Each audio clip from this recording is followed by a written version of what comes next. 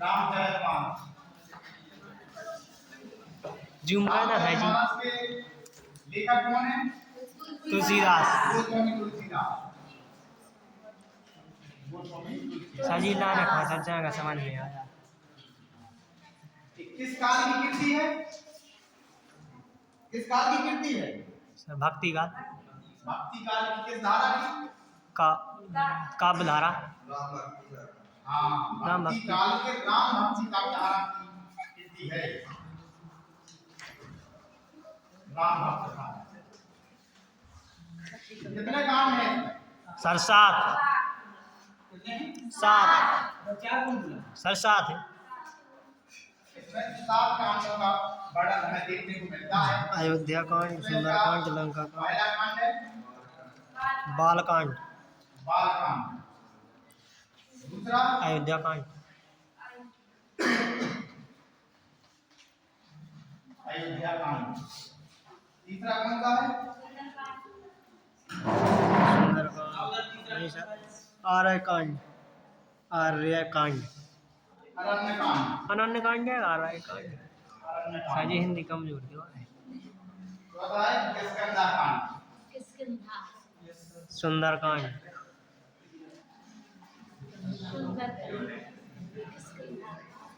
पांचवा है सुंदरकांड।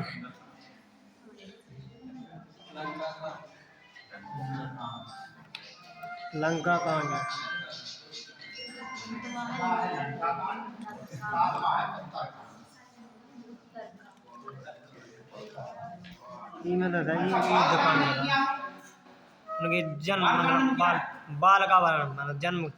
बाल में जब भगवान श्री राम का जन्म होता है तो जन्म से लेके जो भी उनकी क्रियाएं होती हैं उसमें बालकांड में होती है। अयोध्या कांड को रामचरितमानस का हृदय कहा गया। हृदय। हाँ, रामचरितमानस का हृदय। हृदय कहा गया। अच्छा, ये किस भाषा में है रामचरितमानस? ब्रज अवधि। भाषा क्या है? बताओ विक्रम। अवधि। अरे ब्रज ये बोल दिए तुम अवधि बोल दो तो इस भाषा में वो काफी लेती है तो ये तो सही होगा। अवधि भाषा में लिखा गया है। अवधि भाषा में इस काव्य को पकड़ लो तो हम पकड़ नहीं पकड़ लो। एक प्रश्न और यहाँ पर मेट्रम की वर्षा पूछा जाता है इसकी समतुल्य कौन से सन में आचार्य गोस्वामी तुलसीदास जी ने इसको प्रकाशित किया था? 1574 में। 1574 में ये सन है। संवाद में बदलने के लिए संवाद को हम सत्तावन जोड़ देंगे तो सभी को संवाद की प्राप्ति हो जाएगी। यहाँ पर अयोध्या कांड में जो रामचरितमानस का हृदय माना जाता है इसमें जो भी इनके राज्य से संबंधी घटनाएं होती हैं उसका दौर मिलता है। अरण्यकांड में जब ये वनवास पहुंच जाते हैं वनवास की गतिविधियों का। किष्किंधाकांड में जब वो सुग्रीव से मिलते हैं तो वो वर्णन आपको यहाँ मिलेगा। सुंदरकांड में जब हनुमान सीता को खोजने के लिए जाते हैं उसका वर्णन है। लंकाकांड में लंकाकांड को युद्ध कांड भी कहा गया। युद्ध कांड अलग से ना था। लंकाकांड को युद्ध कांड भी कहा गया। लंकाकांड में ही राम रावण का युद्ध होता है और उत्तरकांड जो युद्ध के बाद का समय होना राम राज्याभिषेक मनाया जाता है।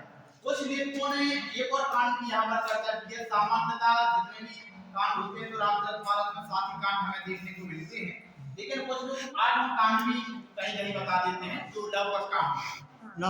हाँ, लेकिन लवकुश कांड का वैसे कहीं जिक्र नहीं है। वैसे कहीं पर जिक्र नहीं हमें देखने को मिलता। ठीक है, रामचरितमानस से और कोई प्रश्न जो आपके मन में उत्पन्न हो रहा हो? ठीक है।